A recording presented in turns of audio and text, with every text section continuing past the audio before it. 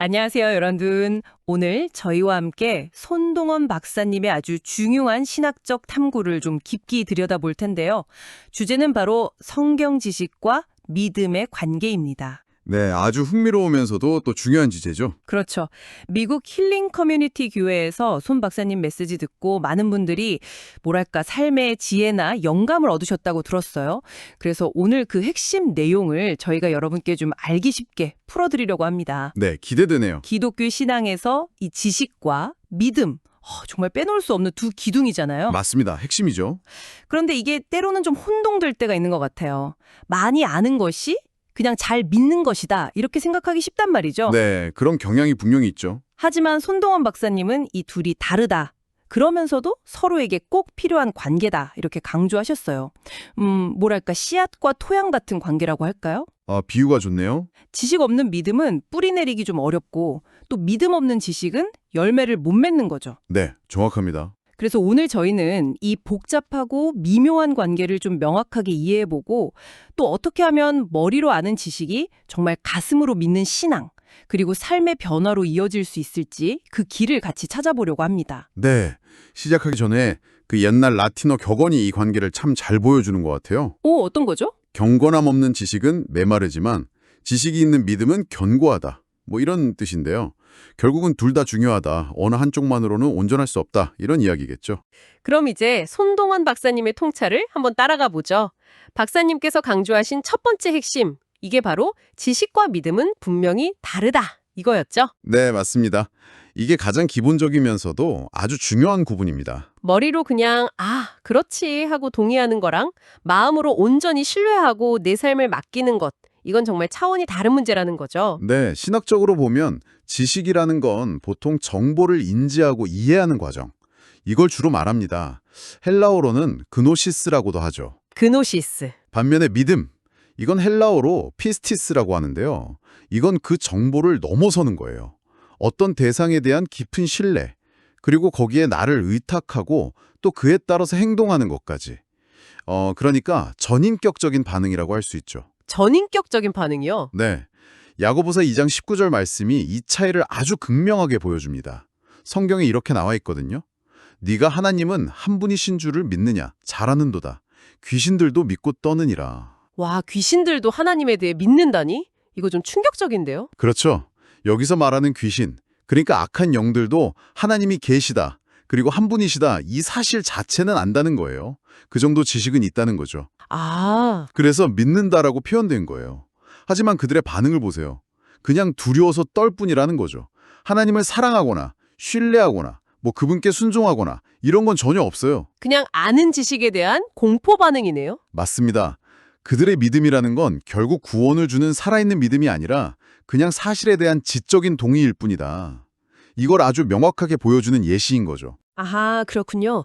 단순히 안다, 이 사실인지만으로는 충분하지 않다, 이 말씀이시네요. 네, 전혀 충분하지 않죠. 그래서 손동원 박사님도 그 야고보서의 다른 구절, 행함이 않는 믿음은 그 자체가 죽은 것이라는 말씀을 인용하시면서 진짜 믿음은 반드시 삶의 변화, 그러니까 구체적인 행동으로 드러나야 한다고 강조하셨군요. 네네, 바로 그거죠. 머리로만 아는 건 사실 상명력이 없다고 볼 수 있는 거예요. 죽은 믿음. 네, 손 박사님은 이걸 풀어서 살아있는 믿음은 행함 없이는 존재할 수 없다. 왜냐하면 믿음 그 자체가 의지와 마음의 행위이기 때문이다. 이렇게 설명하셨어요. 믿음 자체가 행동이다. 그렇죠. 지식 자체는 어쩌면 중립적일 수 있지만 참된 믿음은 반드시 우리를 움직이게 만든다는 겁니다. 성경 인물 중에서는 그 사울왕 있잖아요. 네, 사울왕. 하나님의 명령을 분명히 알았죠. 지식은 있었어요. 그런데 결국 자기 생각대로 행동했잖아요. 그래서 하나님께 버림받고. 지식이 삶을 바꾸는 믿음으로 연결되지 못한 아주 안타까운 경우라고 할 수 있죠. 네, 지식은 있었지만 순종하는 믿음이 없었군요. 자, 그럼 지식과 믿음이 다르다는 건 이제 알겠습니다.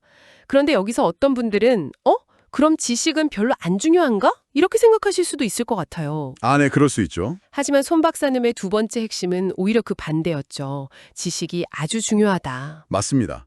지식이 믿음과 똑같지는 않지만 그렇다고 해서 불필요하다. 이건 절대 아니라는 거예요.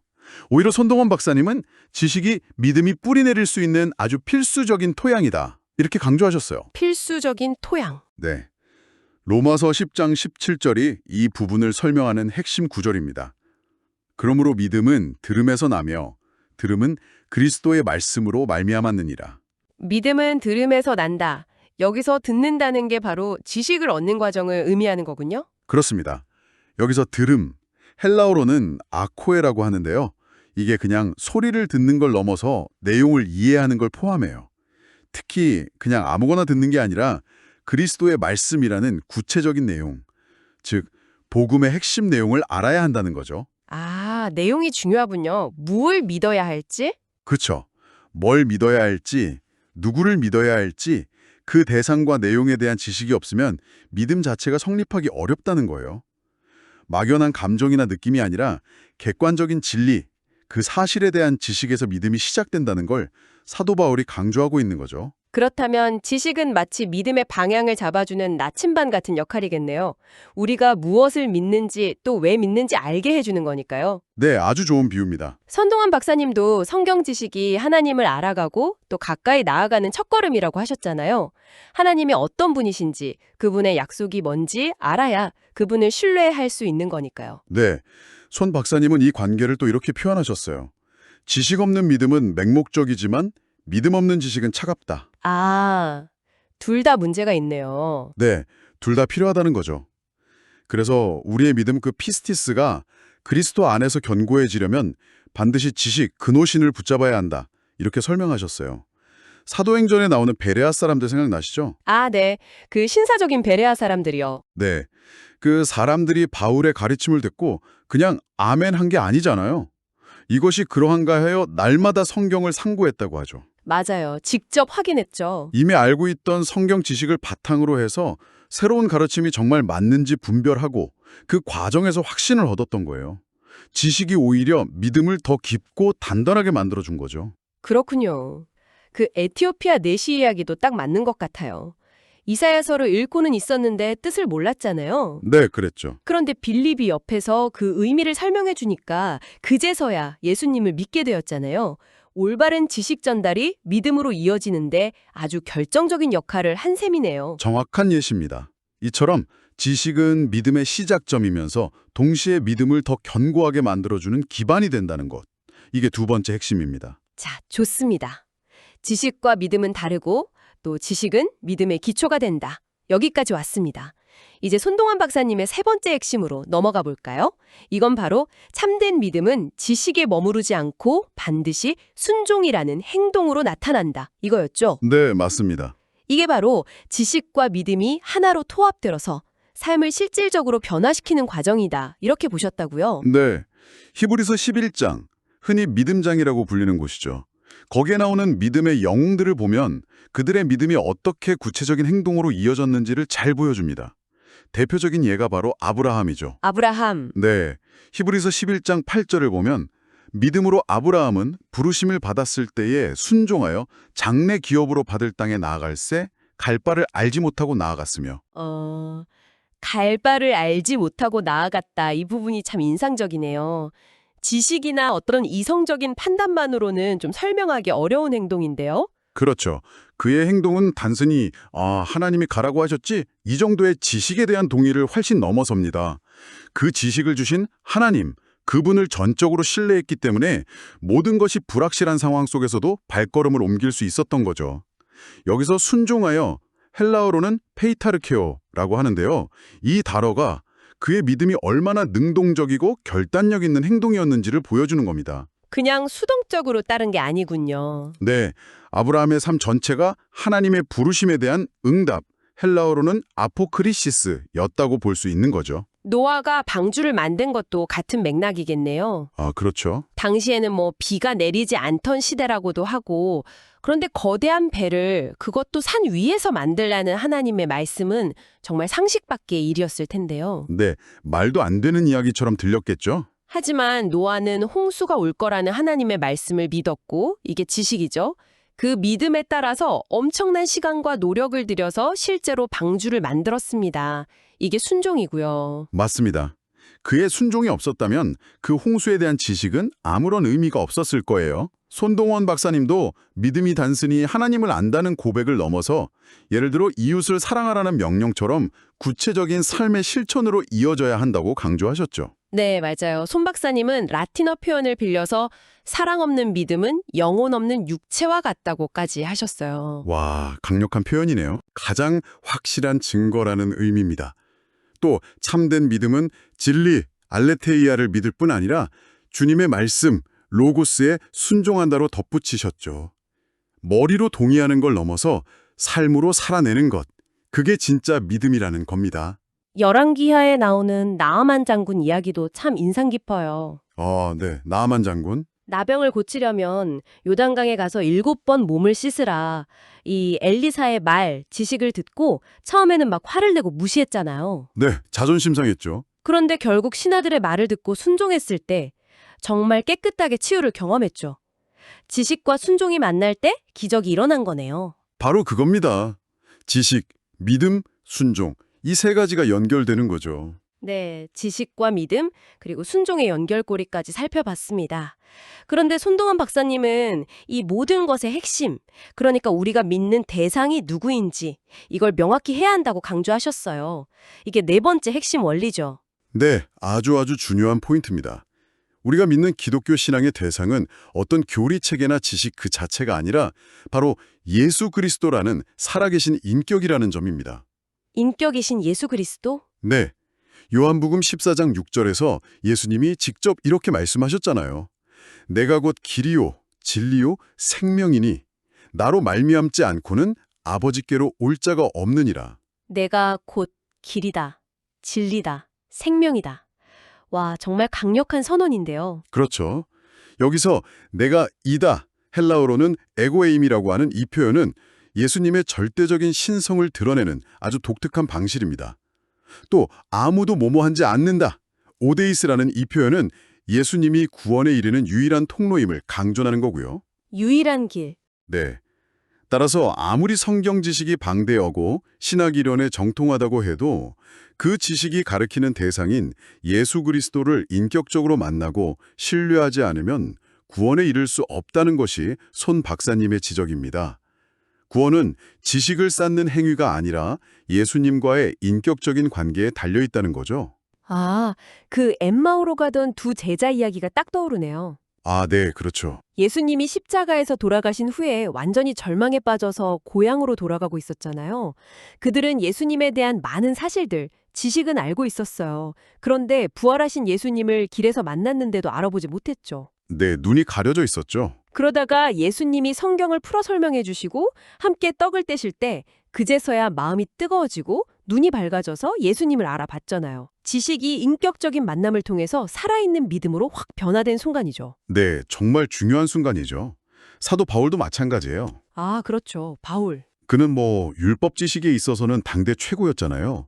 하지만 다메섹 도상에서 부활하신 예수님을 인격적으로 만나기 전까지는 오히려 교회를 박해하는 사람이었죠. 네, 앞장서서 핍박했죠. 그런데 그 인격적인 만남 이후에 완전히 변화되어서 자신이 전에 자랑했던 그 모든 지식을 배설물처럼 여기고 오직 그리스도를 아는 지식이 가장 고상하다고 고백하게 되잖아요. 네, 그 간증이 참 놀랍죠. 네.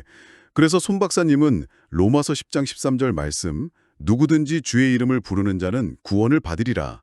이 말씀을 통해서 구원의 핵심이 어떤 복잡한 교리를 다 이해하는 능력에 있는 게 아니라 예수 그리스도를 나의 구주로 영접하고 그분의 이름을 부르는 그 단순하고 인격적인 믿음에 있다는 걸 강조하셨습니다. 아는 것보다 믿고 부르는 것. 그렇죠. 우리의 믿음은 책이나 어떤 이론이 아니라 생명이시고 진리이신 그리스도 그분 자신에게 뿌리를 내려야 한다는 겁니다. 손 박사님은 모든 구원은 하나님의 말씀, 즉 호로고스이시며 영생에 이르는 길인 예수 그리스도를 통해 온다고 요약하셨어요. 예수님 자체가 핵심이다. 자, 이제 마지막 5번째 핵심 원리로 가보겠습니다.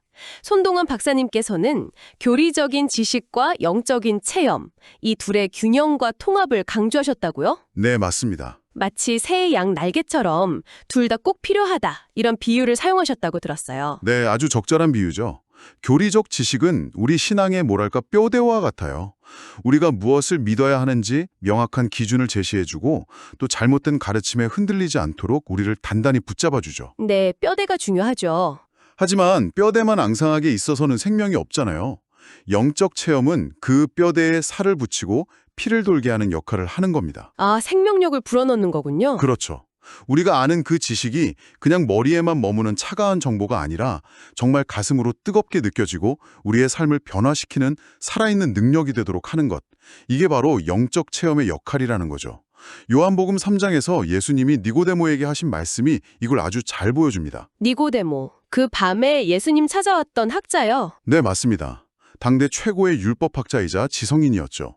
그런 니고데모에게 예수님이 뭐라고 하셨냐면 사람이 거듭나지 아니하면 하나님의 나라를 볼 수 없느니라. 이렇게 말씀하셨어요. 거듭난다. 이게 바로 영적 체험을 의미하는 거군요. 아무리 똑똑하고 많이 알아도 이것 없이는 하나님 나라를 볼 수 없다. 이런 말씀이네요. 정확합니다. 거듭나다. 헬라어로는 게네테 아노덴인데요. 이게 위로부터 다시 태어난다는 뜻이에요. 이건 인간의 노력이나 지식 습득으로는 불가능하고 오직 성령의 능력으로만 가능한 초자연적인 변화거든요. 즉, 영적 체험의 중요성을 강조하신 거죠. 니고데모처럼 율법 지식이 아무리 해박해도 성령으로 말미암는 이 근본적인 변화 없이는 하나님 나라의 실제를 경험할 수 없다는 겁니다. 아, 오순절 송년 강림 사건도 정말 강력한 예시가 되겠네요. 네, 그렇죠. 아주 극적인 예죠. 제자들은 예수님 따라다니면서 3년이나 배우고 직접 경험했으니까 사실 지식은 충분했을 텐데요. 그런데도 예수님 돌아가시고 나서는 두려워서 다락방에 숨어 있었잖아요. 네, 꼼짝 못하고 있었죠. 그런데 오순절날 성령 체험을 하고 나서는 완전히 다른 사람들이 됐죠. 막 담대하게 나가서 복음을 전하고. 바로 그겁니다. 그 성령 체험이 그들이 이미 가지고 있던 지식의 생명력을 불어넣어서 세상을 변화시키는 엄청난 능력으로 나타나게 한 거죠. 손동원 박사님은 성경 지식이 성령님의 조명, 그 빛을 통해 비로소 우리에게 살아있는 진리로 다가온다고 설명하셨어요. 요한복음 16장 13절 말씀처럼요. 성령님이 깨닫게 해주시는 거군요. 네, 깨닫게 하실 뿐만 아니라 그 말씀대로 살아갈 힘과 용기까지 주시는 분이죠. 그래서 손 박사님은 성령의 역사, 투 푸뉴마토스의 역사 없이는 지식, 헤그노시스는 메마르고 믿음, 헤피스티스는 무력하다 꼭까지 표현하시면서 이 지식과 영적 체험의 통합을 강조하셨습니다. 아, 둘이 함께 가야 하는 거네요. 구약의 요셉 이야기도 좀 비슷한 맥락일까요? 하나님에 대한 믿음, 지식과 또 꿈을 해석하는 영적인 능력, 체험, 이게 결합되어서 큰 어려움을 극복하고 많은 생명을 구했잖아요. 네, 아주 좋은 예입니다. 요셉의 삶이 바로 그 지식과 체험의 통합을 잘 보여주죠. 오늘 손동원 박사님의 깊은 통찰을 따라서 지식과 믿음의 관계를 5가지 핵심으로 나눠서 쭉 살펴봤습니다. 한번 정리해보면 지식은 믿음의 필수적인 기초이긴 하지만 그 자체로 믿음은 아니다. 그쵸? 네, 맞습니다. 그리고 참된 믿음은 그냥 머리로 동의하는 걸 넘어서서 예수 그리스도라는 인격에 대한 신뢰와 순종으로 나타나야 하고 그렇죠. 인격적 관계와 순종. 마지막으로 성령을 통한 영적인 체험과 만날 때 비로소 우리의 삶을 변화시키는 살아있는 능력이 된다는 거네요. 네, 아주 정확하게 요약해 주셨습니다. 신학적으로 봐도 이 관계는 성경 전체에서 일관되게 나타나는 것 같아요. 구약에서는 하나님을 경외한다는 것이 단순히 두려워하는 걸 넘어서 그분에 대한 지식, 즉 율법을 바탕으로 신뢰하고 순종하는 것을 의미했고요. 내 경외함. 신약에서는 오직 의인은 믿음으로 산다고 할 때 그 믿음은 예수 그리스도와의 인격적인 연합을 통해 생명력을 얻는 관계를 뜻하고요. 또 조직 신학적으로 봐도 구원은 물론 하나님의 은혜, 카리스로 주어지는 선물이지만 그 선물을 받는 통로인 믿음은 지식에서 시작해서 신뢰와 순종으로 자라가는 과정 전체를 포함하는 개념으로 이해하죠. 그렇군요. 그럼 이 모든 이해를 바탕으로 해서 손동원 박사님은 우리가 실제 삶에서 어떻게 이 지식과 믿음의 균형을 이루면서 살아가야 한다고 조언하셨나요? 어떤 실천적인 팁 같은 게 있을까요? 네, 3가지 실천 원칙을 제시하셨습니다. 첫째는 부지런히 말씀을 배우고 지식을 탐구해야 한다는 거예요. 그런데 그게 교만으로 흐르지 않도록 항상 겸손하게 성령님의 도우심을 구해야 한다. 지식 탐구와 영적 겸손의 균형이죠. 아, 배우되 겸손하게. 네. 둘째는 우리의 믿음의 초점을 지식 그 자체가 아니라 그 지식이 증언하고 있는 예수 그리스도, 그 인격에 맞춰야 한다는 겁니다. 인격적인 관계를 놓치지 말라는 거죠. 대상이 중요하군요. 그렇죠. 마지막 셋째는 머리로 아는 것을 가슴으로 신뢰하고 거기서 멈추지 말고 그 믿음이 순종이라는 구체적인 삶의 열매로 이어지도록 의지적으로 노력해야 한다는 겁니다. 지식과 믿음과 순종의 통합이죠. 지식 탐구와 겸손, 인격적인 초점, 그리고 순종으로의 통합. 네, 기억해야겠네요. 다른 신학자들의 통찰도 좀 비슷한 맥락인 것 같아요. A.W. 토조 목사님도 믿음은 올바른 것을 믿는 지적인 문제가 아니라 올바른 인물, 즉 예수 그리스도를 신뢰하는 영적인 문제다, 이렇게 말씀하셨다고 하고요. 네, 토조 목사님 유명한 말이죠. 마틴 로이드 존스 목사님도 그리스도인의 삶은 뛰어난 지성의 문제가 아니라 신뢰하는 마음의 문제다. 그리고 예수님을 인격적으로 아는 것이다, 이렇게 강조하셨다고요. 결국엔 지식을 넘어서는 인격적인 신뢰와 관계, 이게 핵심이네요. 맞습니다. 사도행전 16장에서 그 빌립보 감옥의 간수가 막 지진 나고 했을 때 내가 어떻게 해야 구원을 받습니까? 이렇게 물었잖아요. 네, 다급하게 물었죠. 그때 바울과 실라의 대답이 뭐였죠? 주 예수를 믿으라였어요. 뭐 구원의 교리를 길게 설명한 게 아니었죠? 아, 그러네요. 아주 간단 명료했네요. 네, 손동원 박사님은 바로 이 점을 지적하시면서 성경 지식은 우리가 믿어야 할 그 주 예수가 누구신지 우리에게 알려주지만 구원 자체는 그분을 인격적으로 믿는 행위, 즉 그분을 신뢰하고 의지하는 바로 그 순간에 임하는 하나님의 은혜라고 설명하셨습니다. 손 박사님의 라틴어 표현을 다시 빌리자면 우리의 구원은 행위나 지식이 아닌 오직 그리스도 안에서의 믿음을 통해서만 주어진다는 거죠. 믿음을 통해 주어지는 구원. 네, 결국 지식의 목적은 우리를 예수님께로 정확히 인도하고 그분 안에서 참된 믿음을 갖게 하는 데 있다는 겁니다.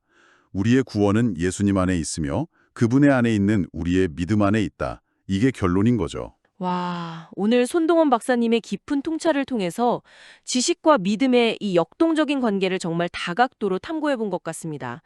오늘 이 내용을 들으시는 여러분, 각자의 삶을 한번 돌아보시면 좋겠다는 생각이 드네요. 여러분이 아는 것은 지금 어떻게 믿음으로 살아 움직이고 있나요? 네, 좋은 질문입니다. 또 여러분이 믿는 바를 삶으로 실천하는 그 과정 속에서 혹시 어떤 새로운 알미나 깨달음을 얻고 계신 것 아닌가요? 지식과 믿음은 정말 분리될 수 없는, 서로를 살리고 또 성장시키는 그런 관계인 것 같습니다. 네, 오늘 저희가 나눈 이야기들이 여러분의 지식이 더 깊은 신뢰로 그리고 그 신뢰가 더 구체적인 삶의 순종으로 이어지는데 작은 도움이 되기를 진심으로 바랍니다. 어쩌면 우리 스스로에게 던져봐야 할 질문은 이것일지도 모르겠어요. 지금 내가 알고 있는 이 진리가 나를 어떤 새로운 신뢰와 행동으로 이끌고 있는가? 아, 지금 내가 아는 진리가 나를 어디로 이끌고 있는가? 네, 그 질문을 한번 곱씹어 보면서 오늘 저희 이야기는 여기서 마무리해야 할 것 같습니다. 지식의 깊이와 또 믿음의 넓이가 여러분의 삶 속에서 함께 아름답게 성장해가는 여정을 계속 탐구하시기를 응원하겠습니다.